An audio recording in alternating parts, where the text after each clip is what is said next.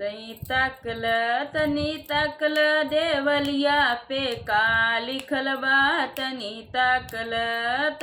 ताकल देवलिया पे का लिखल बा। तनी ताकल देवलिया पे का लिखल बा। तनी ताकल अतवार लिखल बा, सोमवार लिखल बा। अतवार लिखल बा, सोमवार लिखल बा। तोर बहिनी के 10 गो भतार लिखल बा। तनी ताकल देवलिया पे का लिखल बा। तनी ताकल देवलिया पे का लिखल बा। तनी ताकल देवलिया पे का लिखल बा। तनी ताकल देवलिया पे का लिखल बा।